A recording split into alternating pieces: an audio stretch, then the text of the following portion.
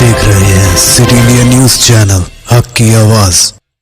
السلام علیکم ناظرین، سٹی انڈیا نیوز میں آپ کا خیر مقدم ہے۔ ناظرین، کافی دنوں سے کچھ خبریں گردش کر رہی تھیں، جس میں بعض میں یہ تھا کہ مکہ اور مدینہ میں نماز تراویح ہوگی، بعض میں یہ چل رہا تھا کہ حرمین شریفین میں نماز تراویح نہیں ہوگی۔ تو گورنمنٹ کی طرف سے اس کا کوئی اعلامیہ جاری نہیں کیا گیا تھا، لیکن اب سے کچھ ہی دیر پہلے چیئرمین حافظ عبد الرحمان السدیس حافظ اللہ نے ایک اعلامیہ جاری کیا ہے، جس میں انہوں نے ایک طریقہ کار واضح کیا ہے حرمین شریفین میں تراویح کا، وہ بیان کیا ہے۔ تو سب سے پہلے انہوں نے بات کہی ہے کہ نماز تراویح مکۃ المکرمہ میں اور مدینہ منورہ میں حرمین میں یعنی ہوگی، لیکن اس نے باہر سے آنے والوں کو بھی اجازت نہیں ہوگی، یعنی جو ائمہ کرام ہیں، جو مؤذنین ہیں، جو کام کرنے والے ہیں، وہی صرف اور صرف نماز تراویح ادا کریں گے، باہر سے کوئی اور نہیں آئے گا۔ دوسری بات یہ کہی گئی کہ نماز تراویح میں صرف اور صرف 11 رکعتیں ہی ادا کی جائیں گی،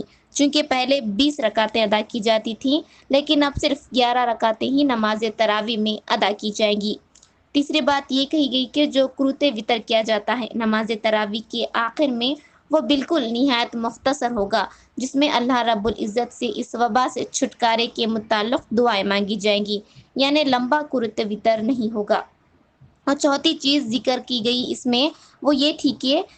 عام طور پر حرمین شریفین میں افطاری کے دسترخوان لگائے جاتے تھے، اب وہ دسترخوان نہیں لگیں گے، اس کے عوض جو پیسہ تھا وہ لوگوں کے اندر راشن تقسیم کرنے میں لگے گا، یعنی وہ پیسہ اب لوگوں کی گھروں میں راشن تقسیم کرنے میں لگایا جائے گا، یعنی افطاری کرائی جائے گی لیکن حرمین میں نہیں بلکہ لوگوں کے گھروں میں ہی۔ اور آخر چیز جو ذکر کی گئی وہ یہ تھی کہ مکۃ المکرمہ میں اور مدینہ منورہ میں اس